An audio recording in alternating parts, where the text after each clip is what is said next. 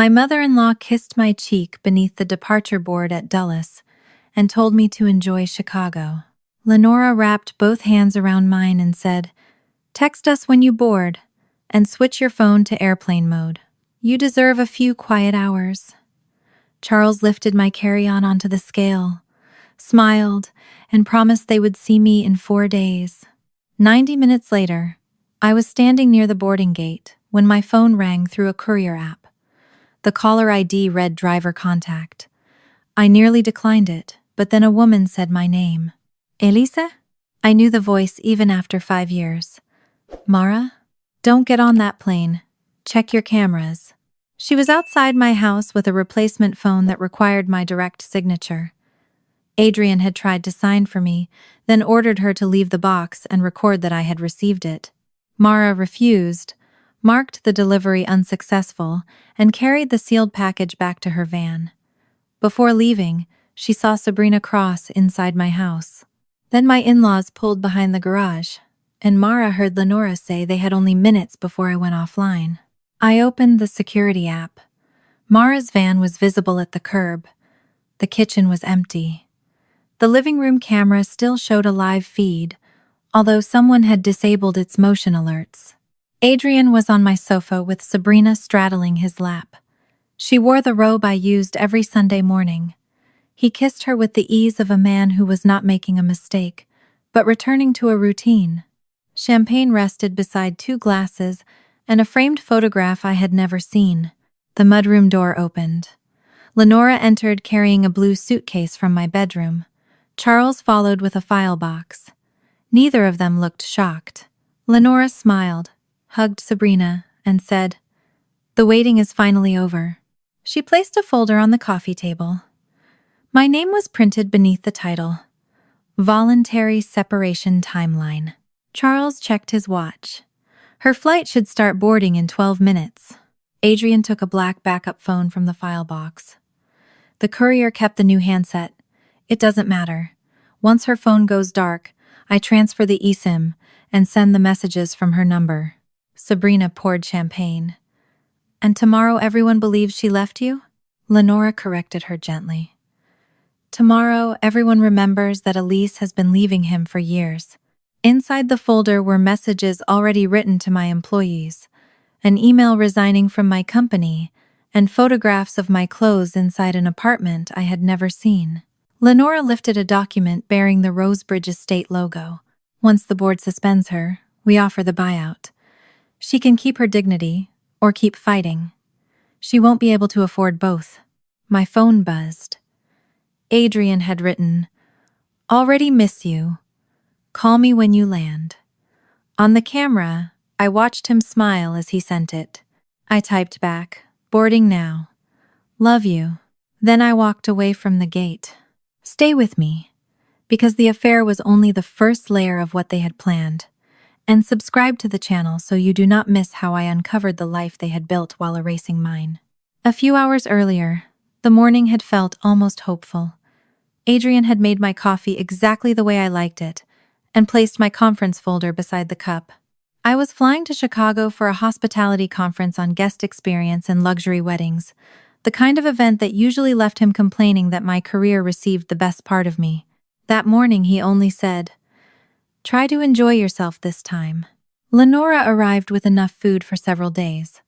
Charles looked inside the bag and said, "She packed for a winter siege, not a 2-hour flight." We all laughed. It was the first easy moment I could remember sharing with them in months.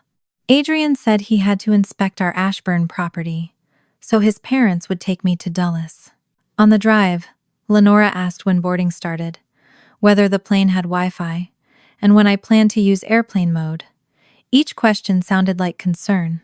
I had spent so long blaming work for the distance in my marriage that I accepted every small kindness as proof we might still repair it. After security, the airline announced a 20-minute delay. Adrian texted that the house already felt empty without me. I read the message twice and allowed myself to believe he missed me.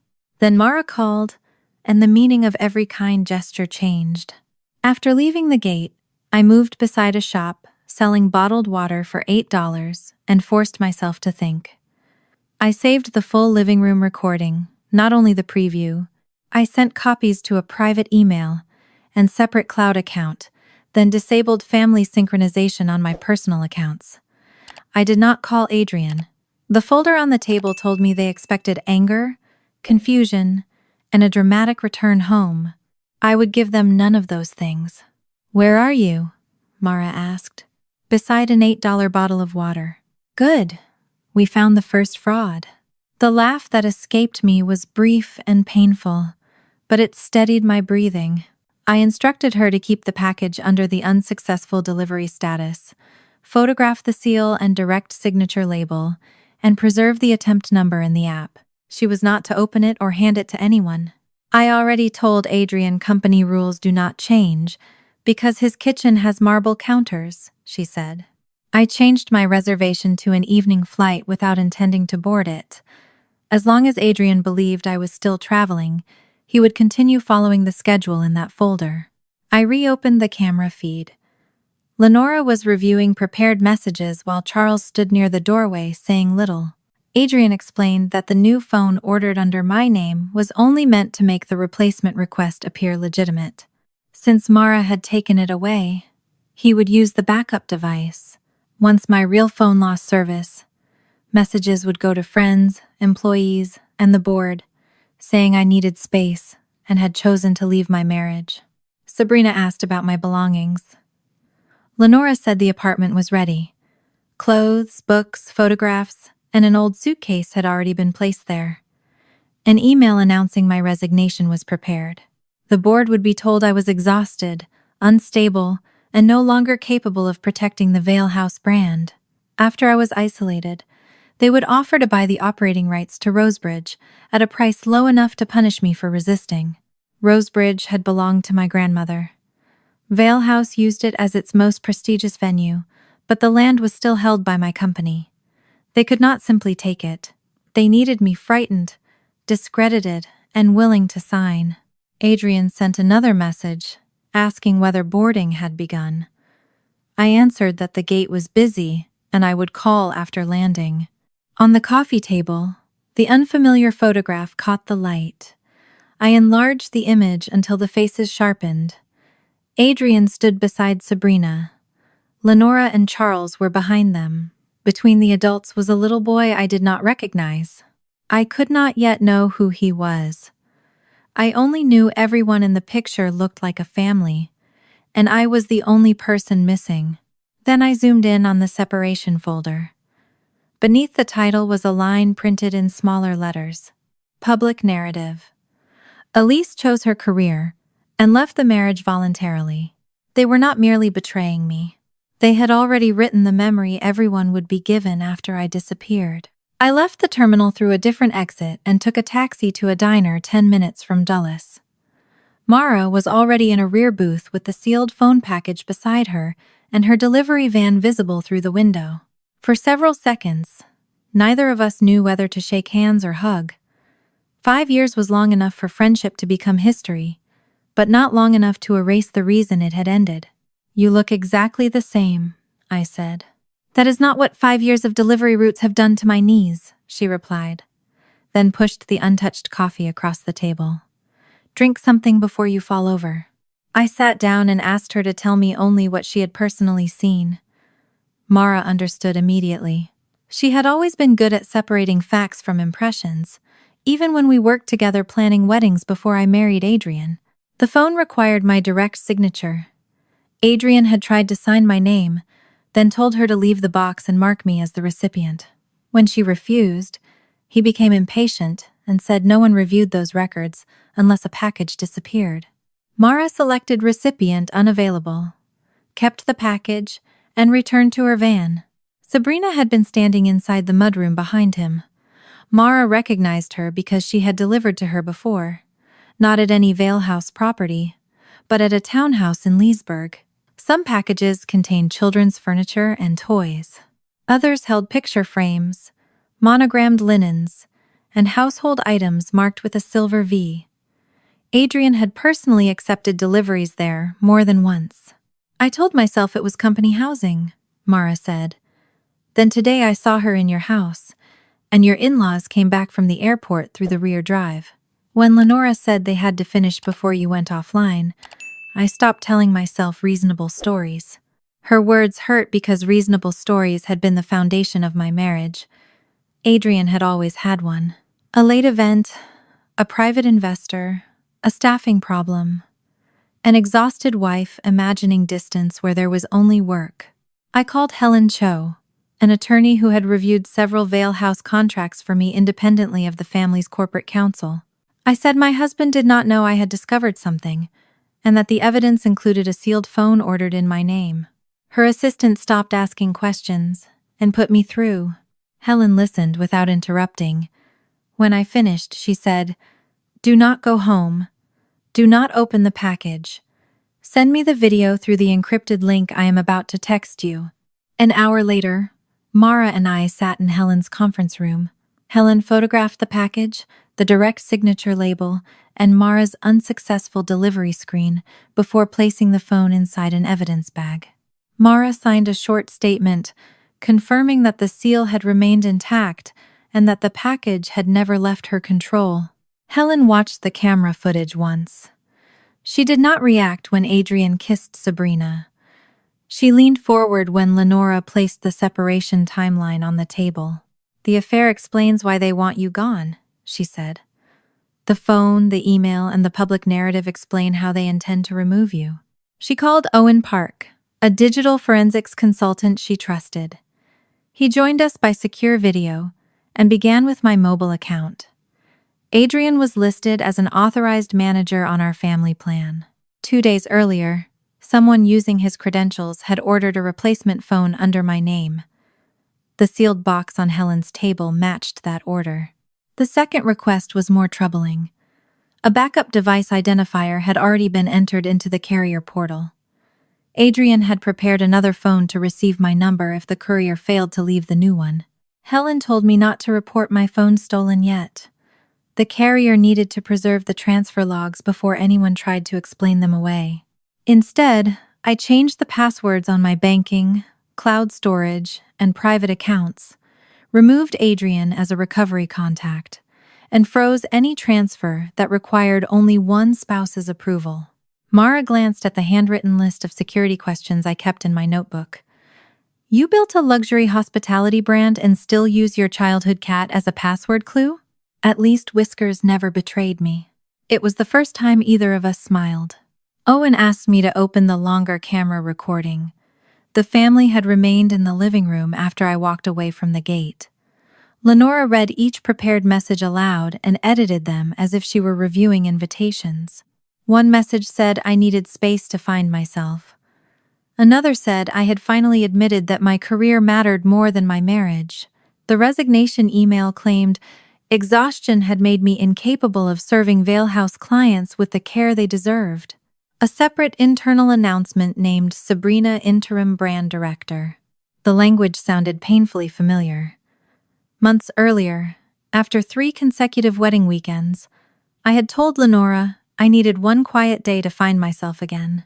I had once admitted to Adrian that I feared the company was consuming our marriage. They had collected my tiredest sentences, removed everything around them, and rebuilt me as a woman who had confessed to leaving. Charles stood near the fireplace while Lenora worked. "Are we taking this too far?" he asked. Lenora did not look up. "We are not inventing anything. We are recording what Elise has shown us for years." The camera then caught Adrian scrolling through photographs inside the folder.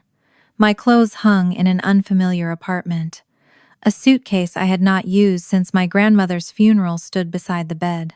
Books from my office filled a shelf, and several framed photographs had vanished from Rosebridge without my noticing.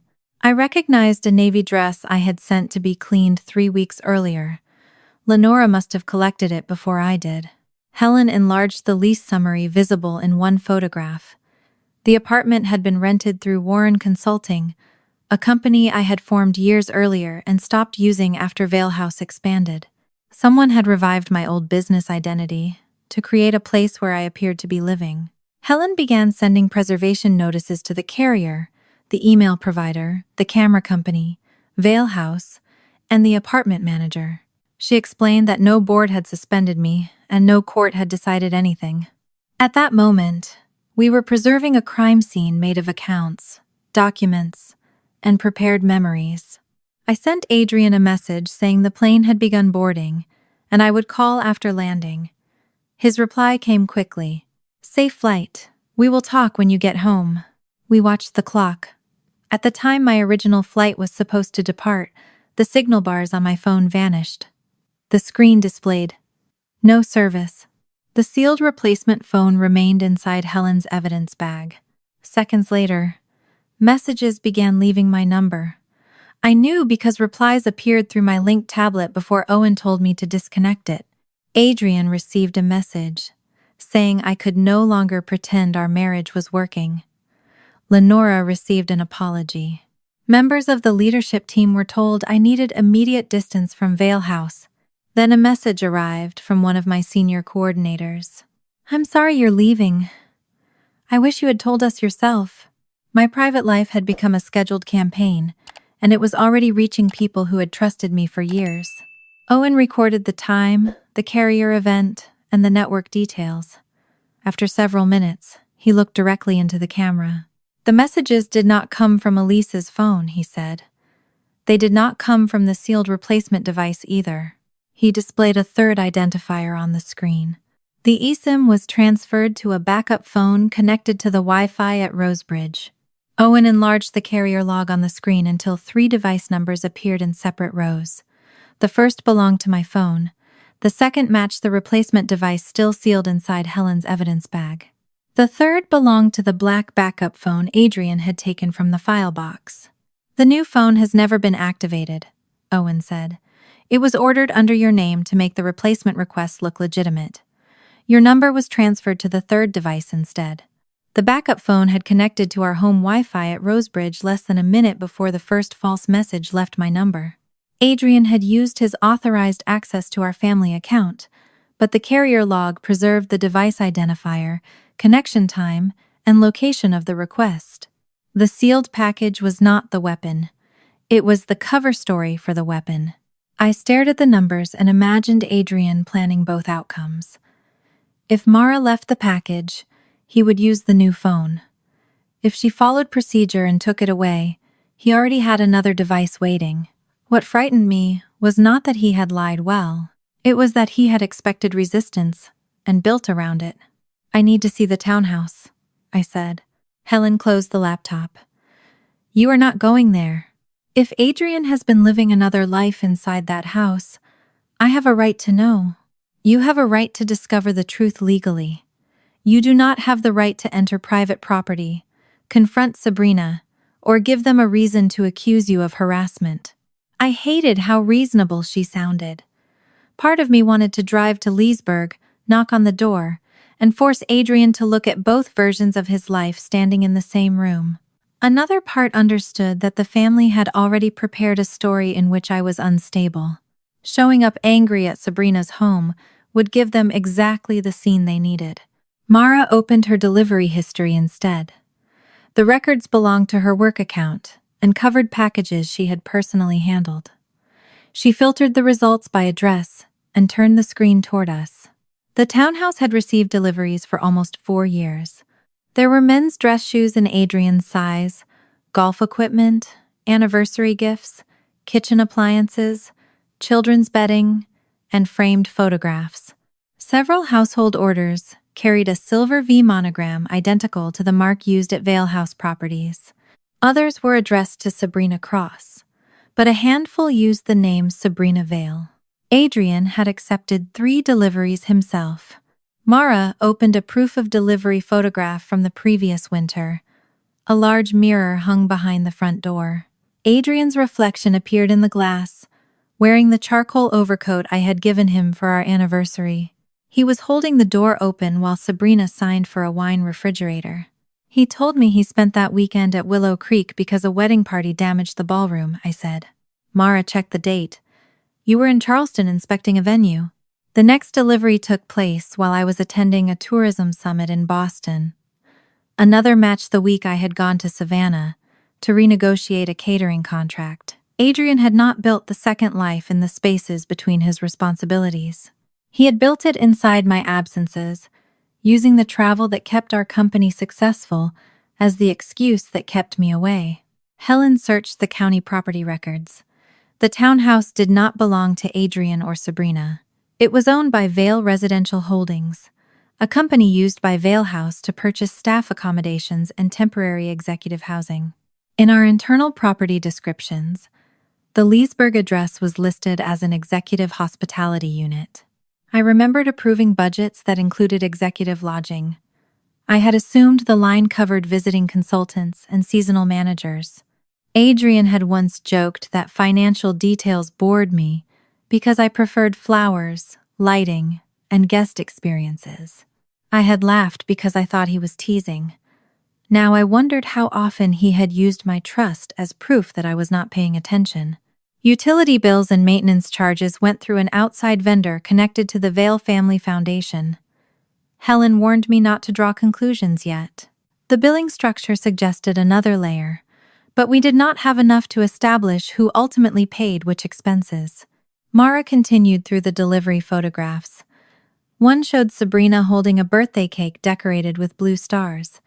In another, a small bicycle rested against the entryway. A child's hand appeared behind the door, in a photograph taken during a grocery delivery. Then, Mara opened an image of a box telescope. The recipient name was Theo Cross. I had heard that name before. Lenora frequently spoke about a boy named Theo at foundation meetings. She described him as one of the children whose life had been changed by Vale scholarships. At a fundraising dinner the year before, she had told donors that Theo's courage reminded her why the foundation existed. I searched the public material from the foundation on Helen's computer. Theo appeared in several photographs, always carefully separated from Adrian. Sabrina was sometimes visible among volunteers, but never identified as his mother. A grant application stored among records I had legally retained from my time on the Foundation Advisory Committee listed Sabrina Cross as Theo's parent. Adrian Vale appeared as the emergency contact. The relationship field beside his name contained one word: Father. Helen stopped me before I could search further. We use what you already have a lawful right to possess. We do not contact the school, impersonate anyone, or access private student records. I nodded, although the room had begun to feel too small. The grant application triggered a memory I had not thought about in years. Lenora had once asked me to assemble a birthday package for a scholarship child who loved astronomy. I had chosen a beginner's telescope, 2 science books, a navy winter coat, and a cake from a bakery near one of our venues. Adrian had watched me wrap the books at the dining room table. "You always make people feel seen," he had said. "That is what I love about you." The telescope in Mara's delivery photograph was the same model I had selected. My husband had thanked me for helping celebrate a child he had never told me was connected to him. I had chosen the gift, approved the foundation message, and written a card signed by the Vale family. Mara placed a cup of tea in front of me. She did not tell me to calm down or say that everything happened for a reason. "You do not have to hate a child to admit the adults did something unforgivable," she said. "I don't hate him. I meant it." Theo had not asked to be hidden, displayed at fundraisers, or used inside the private arrangements of powerful adults. Whatever Adrian had done, a little boy was not responsible for the lies surrounding his life. Owen returned to the framed photograph I had enlarged from the living room camera. He ran a reverse comparison against public photographs from Vale House marketing archives. The background matched the terrace at our Blue Ridge resort. The family picture had been taken during the same week. Adrian claimed he was attending an investor conference in New York. He had sent me photographs from hotel meeting rooms and complained about delayed flights. I had believed he was working 18-hour days. In reality, he had been standing beside Sabrina and Theo, while Lenora and Charles smiled behind them. The composition of the photograph hurt more than the kiss. Everyone knew where to stand. Lenora's hand rested on Theo's shoulder. Charles leaned toward Sabrina. Adrian looked relaxed in a way I had rarely seen at Rosebridge. They did not look like people hiding an affair. They looked like a family posing for the photograph they expected to display once I was gone. Late that afternoon, Helen received a response to the preservation notice sent to the townhouse management company. Their attorney provided a copy of the lease guarantee and the corporate authorization used to secure the property. Adrian's name did not appear as guarantor. Neither did Sabrina's. The guarantor was Lenora Vale. At the bottom of the authorization form was a handwritten instruction in her precise blue ink: permanent family residence, after Elise's transition. The note was dated 3 years earlier. The handwritten note on the townhouse guarantee changed the question in front of us. Lenora had not stepped in after discovering Adrian's affair. 3 years earlier, she had already described Sabrina's house as a permanent family residence and my removal as a transition. Helen asked the Vale Foundation to preserve every record connected to the address: Sabrina Cross, Theo Cross, and Bright Harbor Family Initiative. We did not log into any company system or search through restricted files. Instead, we worked from public reports, documents I had lawfully retained from my years as a foundation advisor, and copies the board's outside counsel produced after receiving Helen's notice. The first payments appeared ordinary. Vale Family Foundation had donated to Bright Harbor for several years, describing it as a partner that helped children facing housing and educational instability. The photograph showed real families receiving school supplies, medical assistance, and temporary housing. Bright Harbor had helped people, which made what we found next more disturbing, not less. A large portion of its Vale funding never reached its public programs. Bright Harbor had paid tuition to Theo's private school, premiums on a health insurance policy, rent connected to the Leesburg townhouse, and travel expenses linked to Vale resorts. Each payment had been categorized broadly enough to avoid drawing attention: education support, family housing, medical protection, restorative travel. Sabrina was listed as an unpaid advisor to Bright Harbor. Lenora had approved an exception allowing certain beneficiaries to remain unnamed because public identification might cause them emotional harm. Adrian had signed the annual conflict statement. Beside the question asking whether any beneficiary was related to a Vale House officer or foundation board member, he had checked no. Helen tapped the signature with her pen. "This is important, but we are not calling it fraud until the records are authenticated and the people involved are given a chance to explain." What explanation could there be? I have heard people explain almost anything. My job is to make sure their explanation cannot survive the documents. We reviewed photographs from old foundation galas. Theo appeared on stage beside Lenora during a scholarship presentation. He wore a navy blazer and held a book against his chest while she rested one hand on his shoulder. Sabrina sat several rows back among volunteers. Adrian appeared in other photographs from the same event, but never in the same frame as both of them. Once I knew what to look for, the distance between them seemed carefully measured. I remembered writing Lenora's speech for that evening. She had asked for something warm but dignified, a message that would encourage wealthy donors to give without making the children sound helpless. I wrote that she had dedicated her life to protecting children who had no voice in the rooms where their futures were decided. The speech received a standing ovation. Donations exceeded the target by almost 40%. Some of that money had helped real children. Some had paid for the hidden life of my husband's son. I closed the gala photographs. I helped them raise it. "You helped donors support a cause they believed was legitimate," Helen said. "The people who redirected the money made the choice." I put Lenora on that stage and gave her the words, "That does not make her choices yours." Her distinction was legally clear, but emotionally useless. I had spent years using my skills to make Vale House appear intimate, trustworthy, and generous.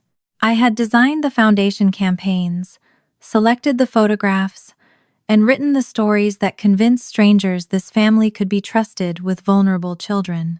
Helen reminded me that Theo's identity could not become part of a public attack. Whatever the adults had done, he was entitled to privacy. "I don't want his name released," I said. "He has already been turned into a symbol often enough." Among the produced records was an invoice from a medical laboratory. Bright Harbor had paid it under the description Family Medical Assessment. A related reimbursement file contained the report. Helen read it before sliding it toward me. The probability that Adrian Vale was Theo's biological father exceeded 99.9%. I had known what the answer would be, since seeing Adrian listed as Theo's father on the grant application. Still, suspicion had left a narrow space for denial. The laboratory report closed it. Theo was 6 years old. 6 years earlier, I had lost a pregnancy at 11 weeks. The memory returned with a clarity that made the conference room disappear. I remembered the cold examination table, the doctor's careful voice, and Adrian sitting beside me while I stared at a wall painted with clouds. He held my hand when we returned home, and told me we would try again when I was ready. 3 days later, he left the hospital waiting room while I was being evaluated for complications. He said Charles had experienced chest pain, and Lenora needed him immediately. I had apologized for making him choose between me and his father. Charles had not been ill. The date on the paternity report matched. The same week, Theo was born. A hospital reimbursement attached to the file placed Adrian in Leesburg that afternoon. While I was recovering from losing our baby, he had gone to meet Sabrina and his newborn son. My chair scraped the floor when I stood. For several seconds, I could not feel my hands. Mara moved toward me, but I shook my head and walked to the window. Below us, cars moved through the intersection. People carried coffee, waited at lights, and checked their phones. Nothing outside Helen's office reflected the fact that 6 years of my life had just changed meaning. I had believed Adrian's tenderness after the miscarriage was grief shared between husband and wife. Now I wondered whether he had been comforting me while counting the hours until he could return to his other child. Mara quietly placed a photograph on the table. It had been stored with the Foundation's early childhood assistance records. Lenora held a newborn Theo against her chest. Adrian stood behind her, looking down at the baby with an expression I recognized. It was the softness I had once waited for him to show when we talked about having children. Written beneath the photograph in Lenora's handwriting were 4 words: "Our future has arrived." I sat down before my legs failed. Tears finally came, but I did not call Adrian. I did not drive to Rosebridge or send Sabrina the laboratory report. Confronting them would not return the 6 years they had taken from me, and it would give them time to destroy what remained. "This is no longer about saving my marriage," I told Helen. "There is nothing left to save." Her computer chimed. Vale House's outside counsel had sent notice of an emergency board meeting scheduled for the next morning. According to the notice, I had voluntarily stepped away from my duties, creating an immediate leadership gap. Sabrina Cross had been nominated to serve as interim brand director. They were not waiting to see whether their false messages worked. They were already moving her into my place. Helen continued reviewing the Bright Harbor file, while I forced myself to breathe. Near the end of Lenora's approval notes, we found a short instruction about Sabrina's housing, benefits, and access to Foundation resources. The first sentence promised continued support. The second explained the condition. Sabrina will be protected as long as she remains cooperative. The sentence about Sabrina remaining cooperative stayed with me long after Helen closed the Foundation file. It did not sound like protection. It sounded like a contract written by someone who believed every woman near the Vale family owed obedience in exchange for safety. Helen spent the next morning searching public court records and old corporate filings connected to Adrian's first marriage. I had heard Naomi Reed's name only in carefully controlled stories. Lenora said Naomi had abandoned Adrian during the company's most fragile years, developed a drinking problem, and sold her ownership because she could no longer be trusted with clients or money. The divorce file revealed very little. Most of it had been sealed or reduced to procedural entries because Naomi had signed a confidentiality agreement. The old Vale House board minutes were more revealing. Naomi was described as unstable, frequently intoxicated, and absent without notice. Several entries said she had voluntarily left the marital home and chosen to sell her shares. The same phrase appeared 3 times. She chose to leave. I remembered Lenora saying those exact words at dinner years earlier. She had lowered her voice as if sharing a family tragedy, and told me Naomi had nearly destroyed Adrian and cost dozens of employees their livelihoods. I had believed her. Worse, I had admired the Vales for rebuilding after such betrayal. Mara studied the board minutes beside me. "I worked 2 events with Naomi before you joined the company," she said. "She was demanding, but she was not drunk. She knew every vendor contract and every seating plan. People listened when she walked into a room. That is not the woman they described to me." Maybe that was the point. Helen located Naomi's former attorney, who agreed to forward a message without revealing her address. Naomi's first response was a refusal. She did not want to be drawn into another Vale dispute, and she feared that speaking would violate the confidentiality agreement that had already cost her years of silence. Helen replied through counsel that no agreement could lawfully require someone to conceal forged communications, fraudulent conduct, or knowingly false testimony. She did not promise Naomi protection from every consequence. She offered a meeting with lawyers present, so Naomi could decide what, if anything, she was willing to share. 2 days later, Naomi entered Helen's office, carrying a weathered document box. She was not the raging, disorganized woman Lenora had described. She looked tired, composed, and cautious, like someone who had learned that every sentence might be turned against her. She sat across from me and studied my face before speaking. "Have they moved your clothes to a hotel yet?"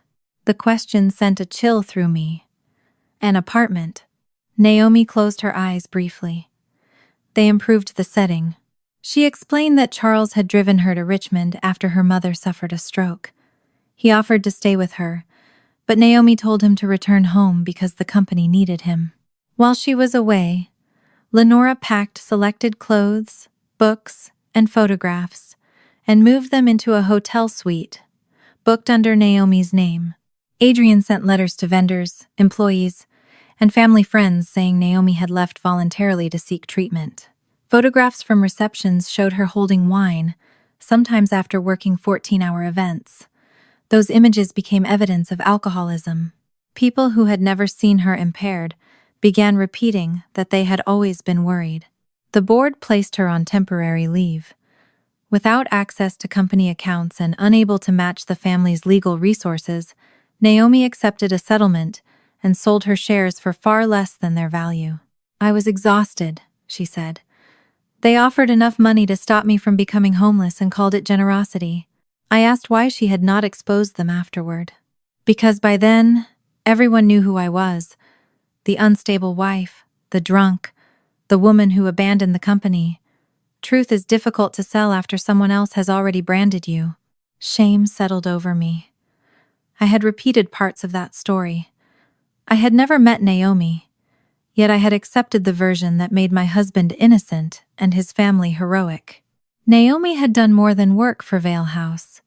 She had created the original concept for its first wedding property, designed the guest experience, and built relationships with local vendors.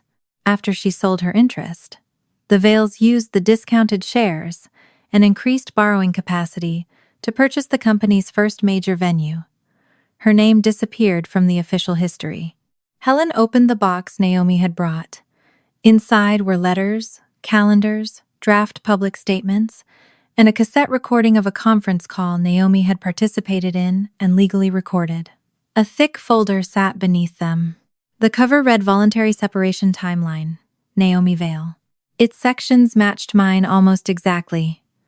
Travel schedule, personal belongings, employee notice, public statement, board response, proposed purchase of equity. Even the order of execution was the same. Naomi watched Helen compare the folders. The Vale family has always enjoyed turning cruelty into documents with a table of contents. Helen looked at the index tabs. Tables of contents are often very helpful to the plaintiff. Naomi gave a quiet laugh, the first sign that some part of her had survived untouched. One page contained drafts of messages Adrian later sent under Naomi's name. Another listed people Lenora believed would repeat concerns about Naomi's mental health. The conference call recording captured Lenora, instructing the family to speak calmly and avoid accusations that sounded rehearsed. Naomi had kept everything because she once believed she would return to court. She never had enough money to do it. "I will not become your witness so you can collect a larger divorce settlement," she told me. "I have already lost enough years to that family." "I understand." "Do you?" I looked at the two timelines lying side by side. "I am not trying to win Adrian or punish the woman he chose. I want to stop them from doing this again." Naomi studied me for a long moment. "They will say you are using me. They probably will. They will say I am bitter. They already have." That answer seemed to matter. She agreed to let Helen copy the documents and assess which materials could be used without violating lawful portions of the confidentiality agreement. Nothing would be released publicly, and Lenora would not be told Naomi had met with us. As Helen cataloged the box, Naomi paused at an old gala program. A photograph showed Sabrina standing beside Lenora at a foundation reception many years earlier. "I remember her," Naomi said. Lenora introduced her as a promising young fundraiser. The date was earlier than the beginning of Adrian's relationship with Sabrina, according to every story he had told. Sabrina had entered the Veil Foundation before she supposedly became his lover. Naomi found a handwritten note attached to Sabrina's volunteer assessment. Lenora had praised her polish, ambition, and difficult financial circumstances. At the bottom, she had written, "A suitable successor must understand gratitude." The words suggested Lenora had not merely accepted Sabrina after the affair began.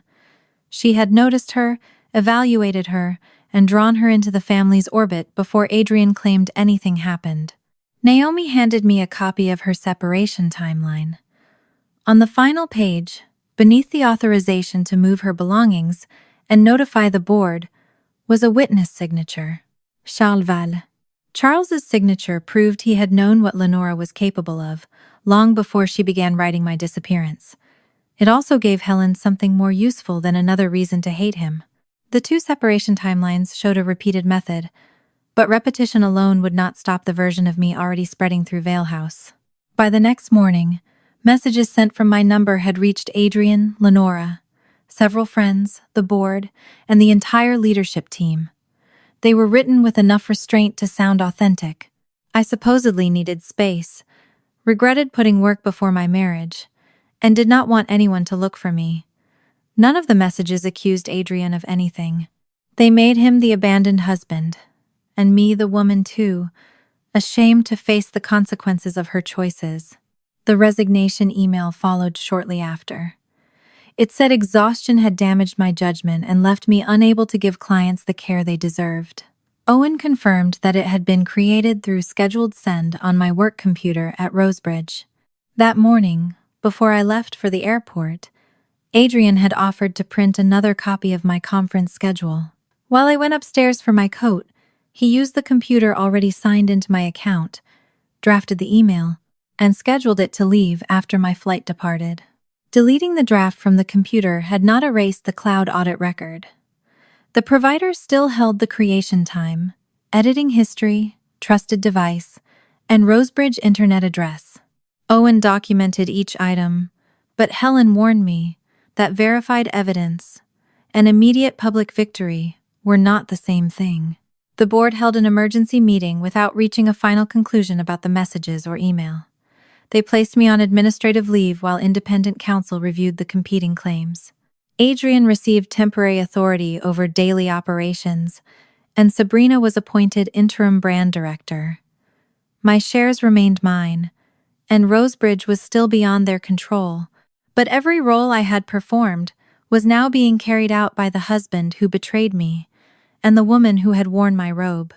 Vale House released a statement saying the family respected my need to heal and hoped I would eventually return to the people who loved me.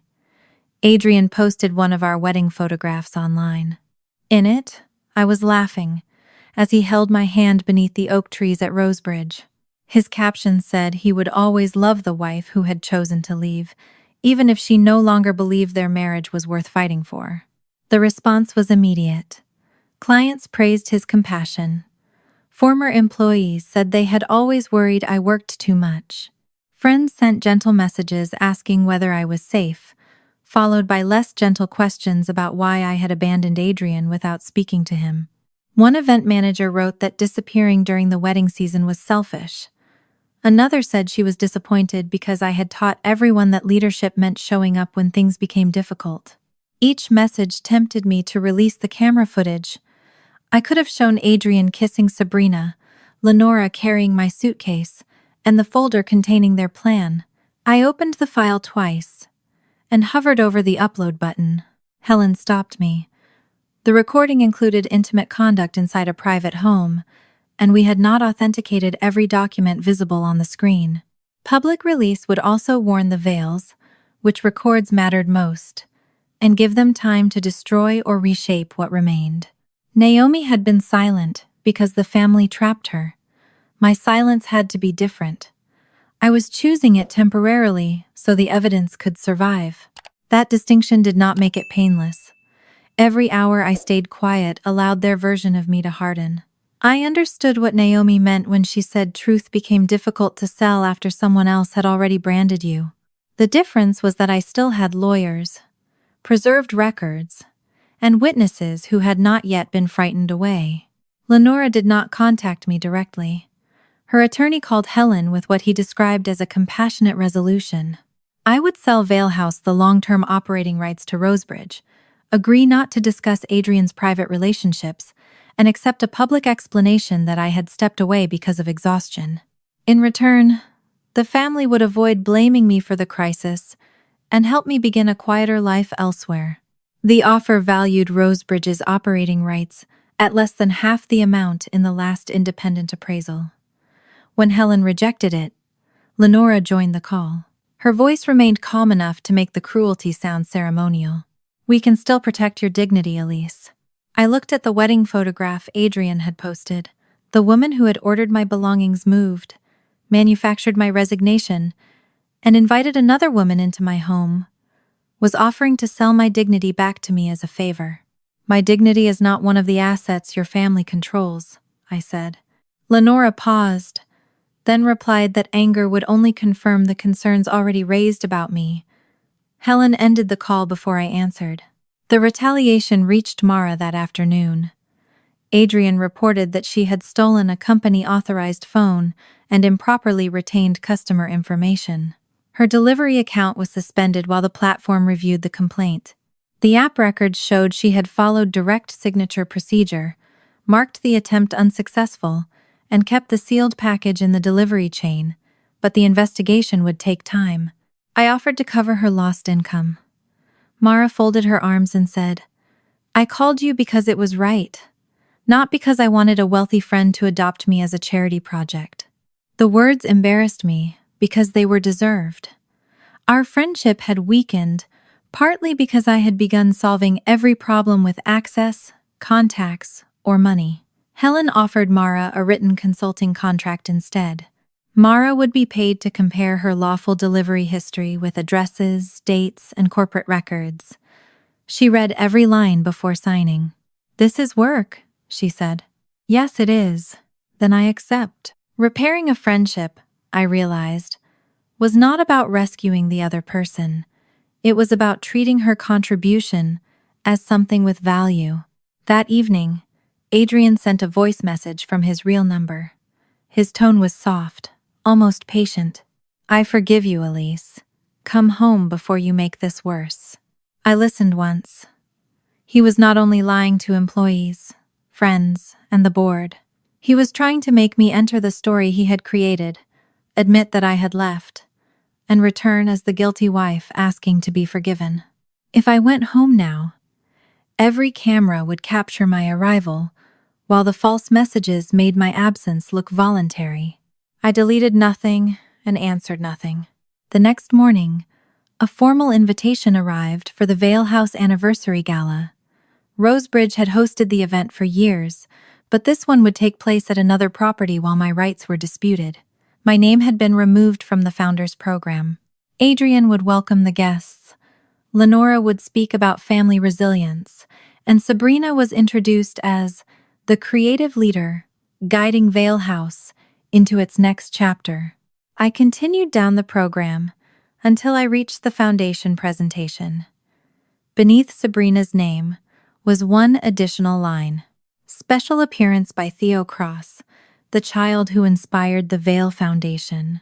They were preparing to place Adrian's hidden son beneath the lights, present him as proof of their compassion, and complete Sabrina's entrance into the public role they had taken from me. The gala was no longer simply a celebration.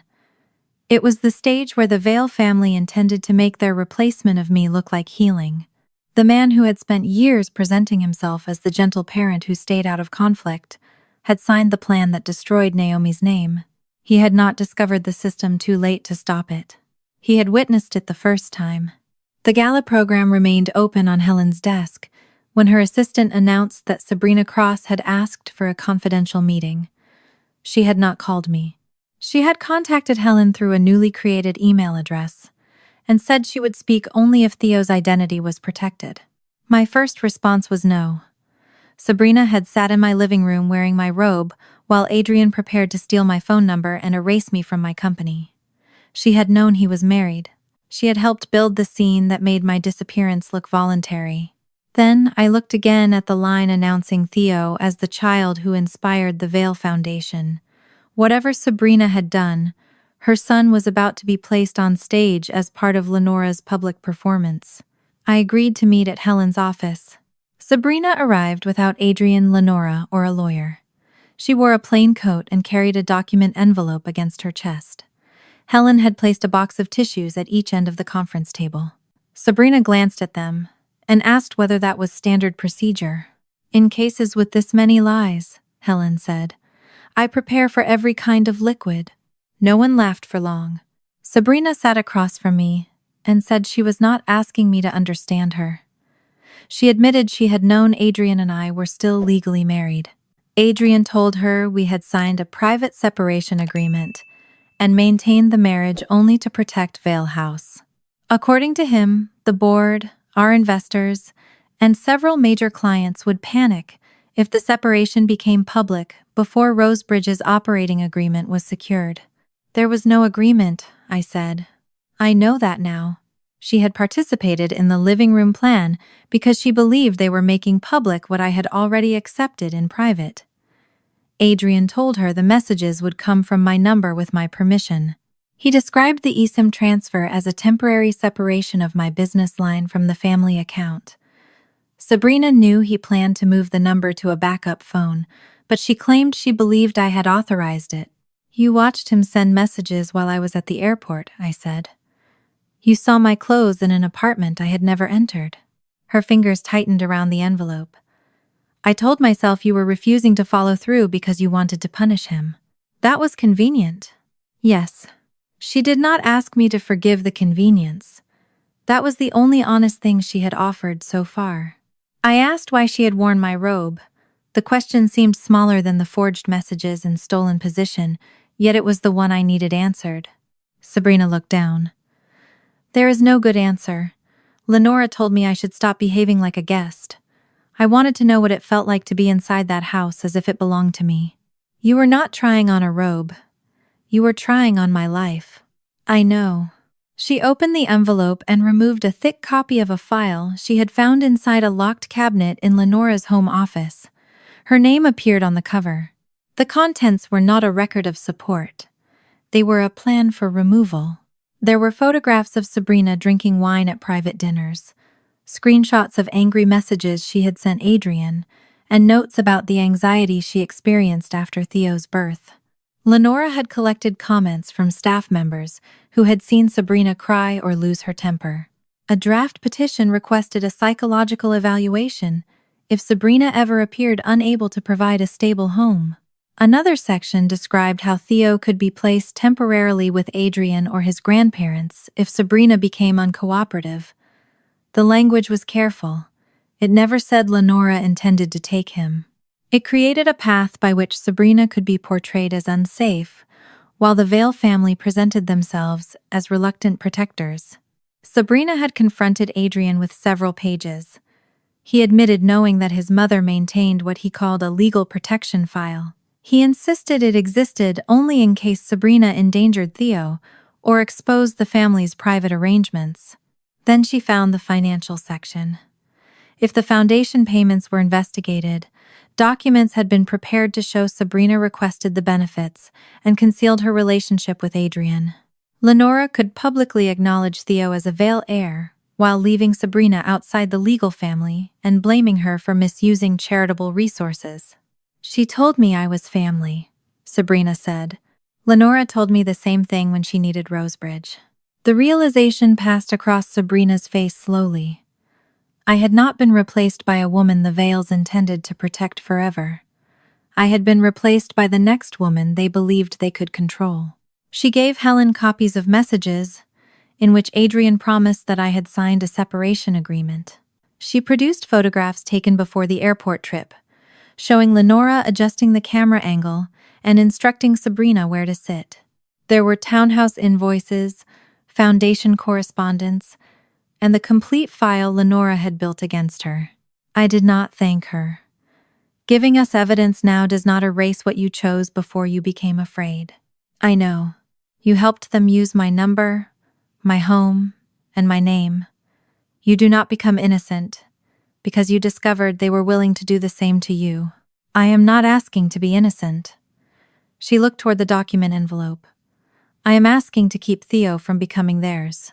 Helen explained that cooperation would not guarantee immunity from civil claims, employment consequences, or an investigation into the foundation. Sabrina would provide evidence through counsel, submit to questioning, and preserve her devices.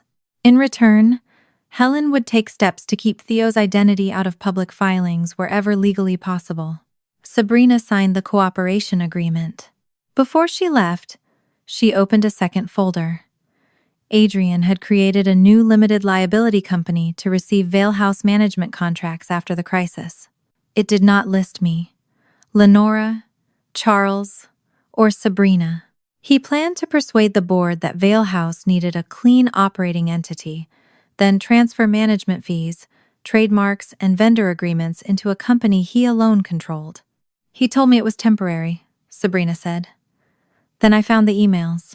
One message said that once Rosebridge was secured, none of them would matter. Adrian had encouraged Lenora to remove me while quietly preparing to remove the parents who had protected him his entire life.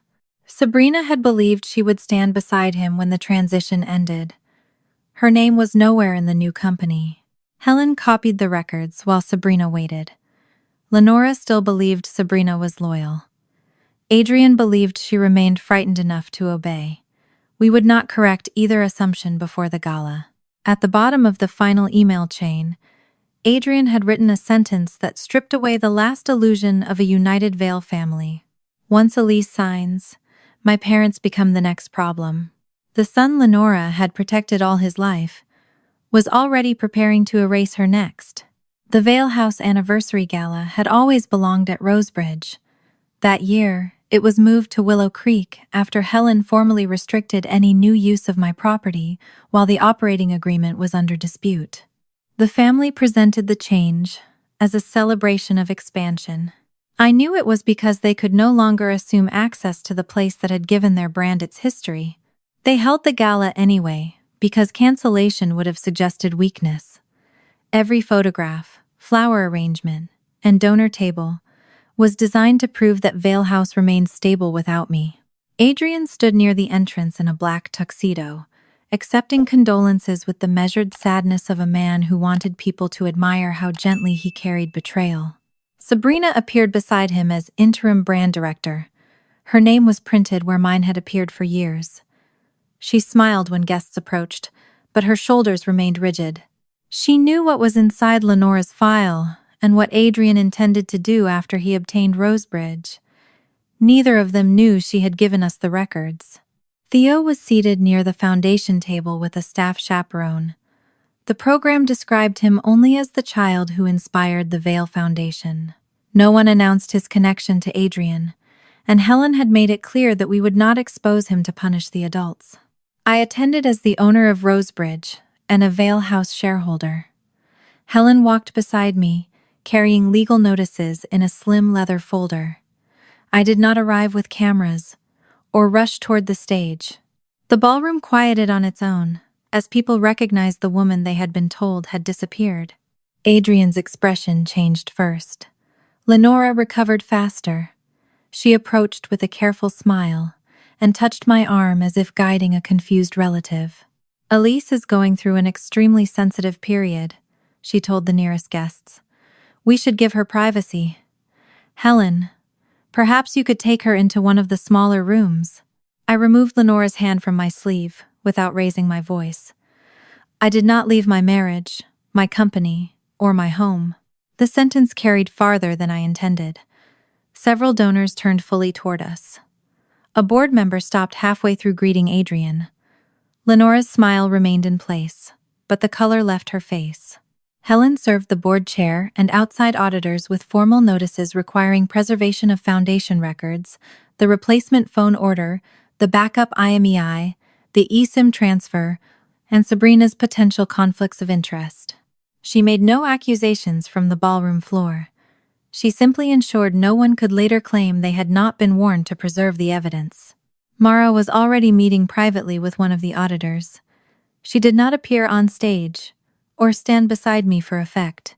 She delivered a lawful map of the relevant addresses, dates, packages, and recipient records, including the phone shipment and the Leesburg townhouse.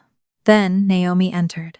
She wore a dark blue dress and took a seat near the rear without speaking to the press or approaching the stage. Lenora saw her almost immediately. For the first time that evening, my mother-in-law lost control of her expression. She glanced at Charles, then at Adrian, as if trying to determine which one of them had allowed the past into the room. The program continued because Lenora believed stopping would look worse. She stepped onto the stage and spoke about loyalty, family, and the responsibility to protect women and children. The applause was polite rather than warm. During questions from major donors, an older woman who had supported the foundation for nearly a decade stood near the front. "Lenora, I have read the company's statement," she said. "I also remember what was said about Adrian's first wife. Why were both women described with the same phrase? Why did they both supposedly choose to leave?" The room became still. Lenora answered that private family matters were being distorted by people in pain. She said the foundation's mission should not be confused with marital conflict. Adrian took the microphone and spoke about forgiveness. He said he still hoped I would accept help in return when I was ready to be honest. The performance might have worked if I had shouted back. I remained beside Helen and let his words hang beside the evidence notices already in the board's hands. The foundation presentation began next.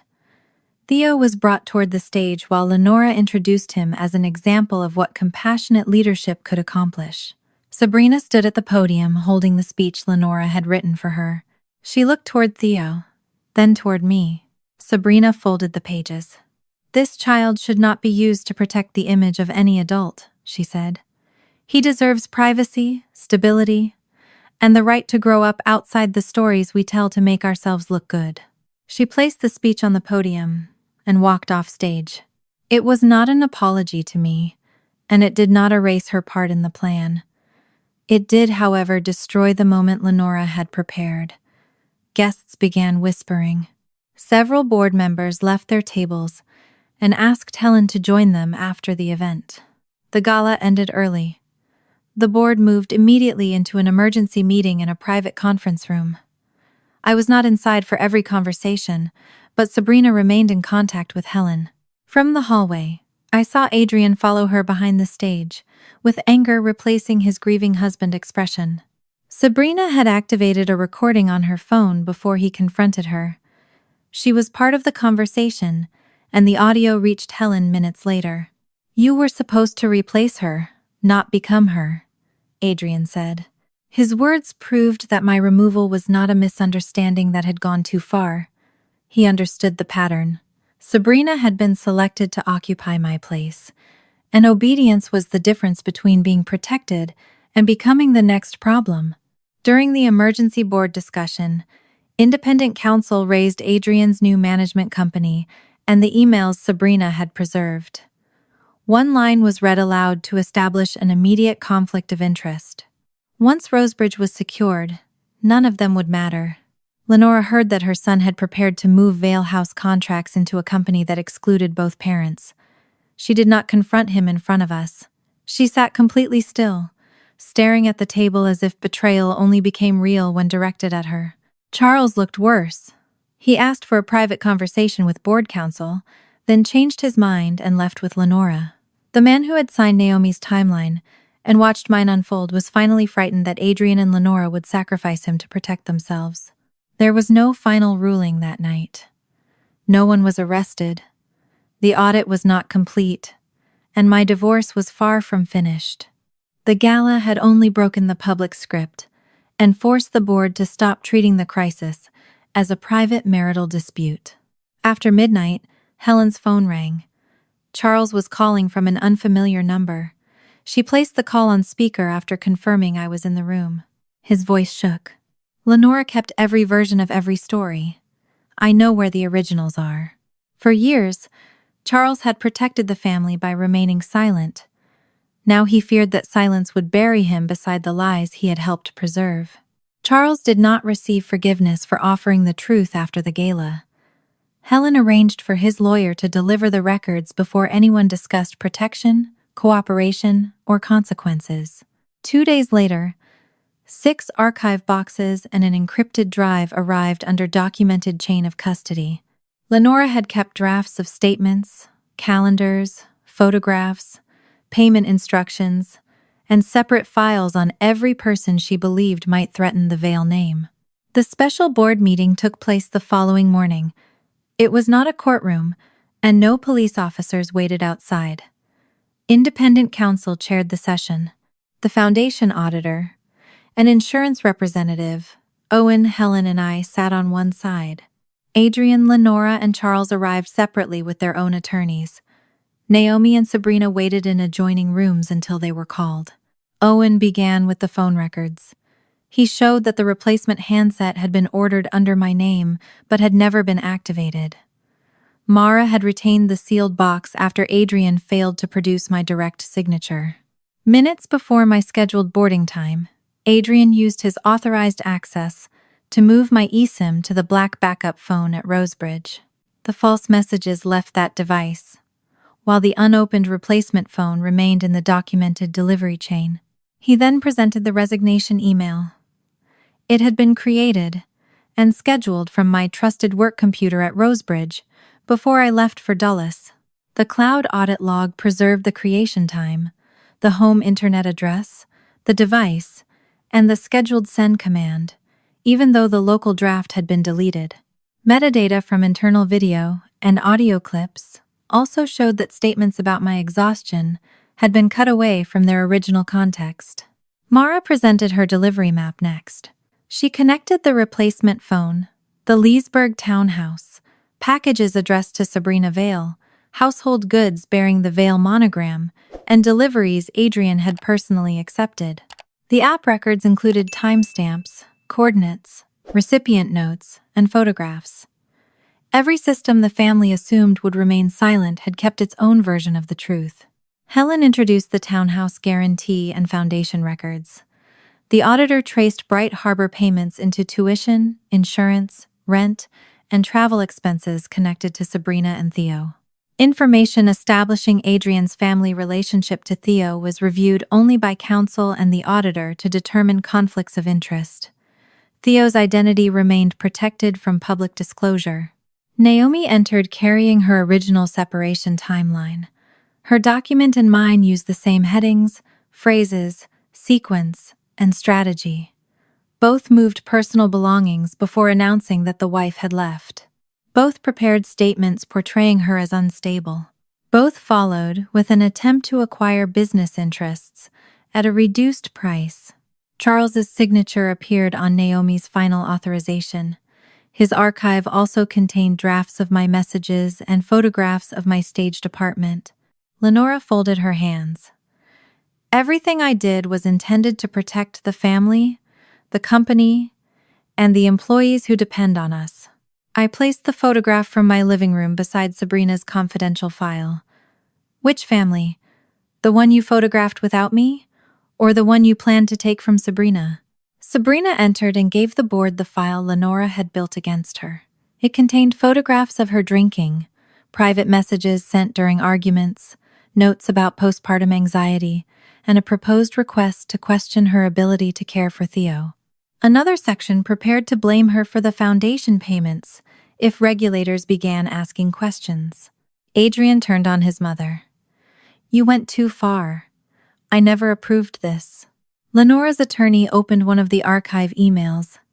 It showed the management company Adrian had created to receive Vale House contracts after securing Rosebridge. Neither parent was included. Lenora read his message aloud. Once a lease signs, my parents become the next problem. The family unity they had sold to the public disappeared within seconds. Charles insisted he had never known the details. Naomi slid his signed timeline across the table. He stared at it, then admitted he had known about her removal, and had later understood what Lenora planned for me. He said he remained silent because he feared the company would collapse.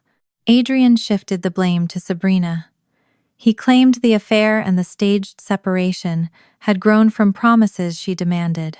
Sabrina produced messages in which he instructed her when to arrive at Rosebridge, where to sit, what Lenora wanted visible on camera, and how the eSIM transfer would be explained if anyone questioned it.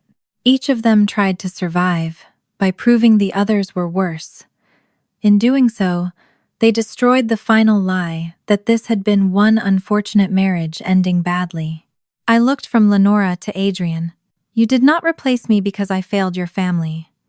You created a system where every woman eventually fails, because failure is the excuse you use when you are ready to take what she built. The board recessed with independent counsel. When the members returned, Adrian was suspended from all executive authority. Lenora was removed from the foundation pending the audit. Charles was suspended from the board. Sabrina was suspended for undisclosed conflicts and her participation in the plan. An independent manager would oversee Vale House, while the company and foundation underwent a full review. I was not named chief executive. The board said restoring me immediately could compromise the independence of the investigation. I retained my shares, my shareholder rights, and complete ownership of Rosebridge through Warren Heritage. For the first time, that did not feel like a lesser victory. I did not need to occupy Adrian's chair to prove he had failed to steal mine. During the final break, the Vale attorneys offered a new settlement. The amount was far higher than Lenora's first proposal. In exchange, I would sell Rosebridge, release certain civil claims, and keep the family records confidential. I rejected the offer without asking Helen to negotiate a higher price. Lenora's composure finally cracked. Rosebridge has no value without the Vale name. Rosebridge existed before your name arrived, I said.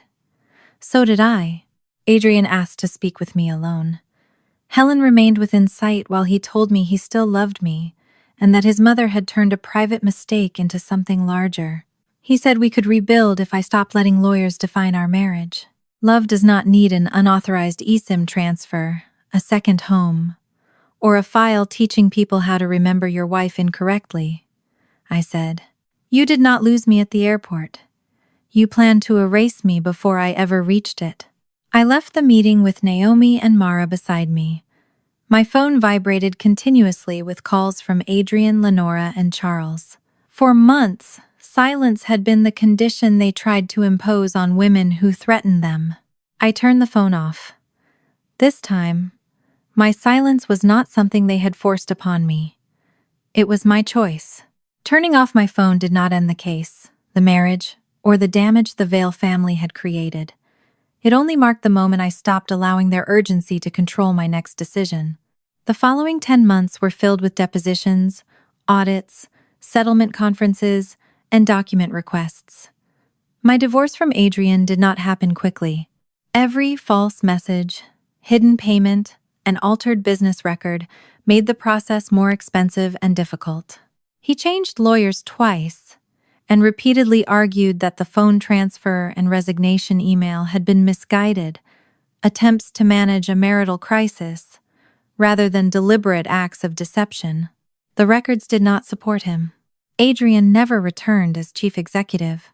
The independent investigation concluded that he had used company resources to maintain the Leesburg townhouse, concealed conflicts involving the foundation, and created false communications intended to influence the board. He faced reimbursement claims for company and charitable funds, along with investigations into the unauthorized transfer of my number, the scheduled send email, and the staged records about my departure. He also spent a significant portion of his personal assets defending actions he had once believed no one would examine. Most importantly, he never obtained Rosebridge. Without my signature, Warren Heritage retained the land and the right to terminate Vale House's operating agreement after the required legal period. Lenora lost control of the Vale Foundation. Several charities removed her from their boards after the audit showed that she had treated charitable accounts as private tools for managing Adrian's second family. Her reputation did not collapse merely because her son had been unfaithful. It collapsed because she had used vulnerable children, employees, and women as pieces in a strategy designed to preserve her social position. She was required to return money connected to unauthorized benefits and cooperate with a broader review of foundation grants. The public statements that once described her as a protector became evidence of how carefully she had hidden the difference between helping people and using them. Charles lost his seat on the Vale House board. He asked to meet me once before the divorce mediation ended. He said he hoped turning over Lenora's archive would count for something. It counted as evidence, I told him. It did not erase the years when you knew what was happening and chose silence. He lowered his eyes and said he had always believed avoiding conflict kept the family together. Your silence was part of the system, I said. It gave the person doing harm a quiet room in which to continue. I did not hate Charles. I also did not restore his access to my life. Forgiveness, when it came at all, did not require me to pretend his late fear was the same as courage. Sabrina lost her position at Vale House and surrendered benefits she had received through arrangements the audit found improper. She continued cooperating with investigators and provided the messages Adrian had sent throughout their relationship. Her evidence helped establish that he had lied to her about my supposed separation, but it did not erase her participation in staging my departure. We did not become friends. Our communication passed through lawyers, especially when it concerned Theo. I did not try to take her son from her, and I refused every request from reporters who wanted to turn him into the dramatic center of the scandal. Theo had already spent enough of his childhood inside stories written by adults. Naomi received something money alone could not provide. Vale House formally corrected its company history and named her as a co-founder of the first property. The board acknowledged that her ideas, vendor relationships, and ownership had helped create the company long before her name was removed. A financial settlement followed after months of negotiation. It did not return the years she lost, but it recognized that her shares had been acquired under pressure created by false statements. Naomi declined an invitation to return to Vale House. I already built it once, she told me. I do not owe them another version of my life. Mara's delivery account was restored after the platform concluded that Adrian's complaint had been retaliatory. By then, she no longer wanted to return to her old route full-time. An insurance company hired her to investigate delivery chain fraud, using the same attention to timestamps, signatures, and addresses that had saved me at Dulles. Vale House did not disappear. Hundreds of employees had not participated in the deception, and destroying the company would only have punished people who depended on it. Under independent management, several properties were sold or restructured so the foundation could be repaid and the remaining venues could continue operating. I did not become wealthy overnight or walk back into a perfect business. Reclaiming Rosebridge meant rebuilding staff, vendor relationships, reservations, and trust. Some clients believed the veil version of me, even after the evidence became public. Others worried that the property carried too much scandal. When the termination period ended, I removed Vale House from the estate and reopened it as Warren Rosebridge. The name honored my grandmother rather than the family that had tried to separate me from her legacy. I hired carefully, began with fewer events, and accepted that recovery would be slower than revenge. Part of the new business supported a program offering legal consultations and career assistance to women pushed out of family companies through smear campaigns. We could not solve every case or promise victory, but we could make it harder for someone with money and influence to become the only person allowed to tell the story. While clearing a storage cabinet at Rosebridge, I found the framed photograph that had sat beside the champagne on the day Mara called. Adrian, Sabrina, Theo, Lenora, and Charles stood together at the resort, smiling like the family they expected to reveal after I was gone. For several seconds, I wanted to break it. Then I looked at Theo's face. The child had not built the townhouse, moved my clothes, transferred my phone number, or written my resignation. I wrapped the photograph and sent it to Sabrina's attorney. It belonged to Theo, if his mother decided he should have it. Protecting myself did not require me to destroy every object connected to the people who hurt me. Lenora sent one final letter. She wrote that every decision she made had been intended to protect the Vale legacy. She said I would understand one day that family leaders sometimes carried burdens outsiders could not see. I did not answer. I finally understood that a legacy was not a surname on a building or a carefully staged photograph. It was how people treated those who no longer served their ambitions. By that measure, Lenora had protected nothing worth inheriting. Almost 1 year after the morning I abandoned my Chicago flight, Mara and I returned to Dulles for the same hospitality conference. She arrived with 2 bags of sandwiches, fruit, crackers, and enough bottled water for several people. "Are we flying for 2 hours?" I asked. "Or crossing the Atlantic?" "I do not trust airport food," she said, placing another sandwich in my carry-on.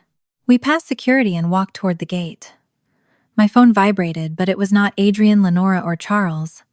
It was a camera notification from Rosebridge. On the screen, several employees stood outside the main entrance, while a new sign was lifted into place. Warren Rosebridge. No one was carrying my belongings out of the house. No one was waiting for my phone to go offline. There was no frightened voice telling me to turn around. Mara looked toward the boarding line. "Ready to board?" I picked up my bag and smiled. This time, I'm the one who decided where I'm going.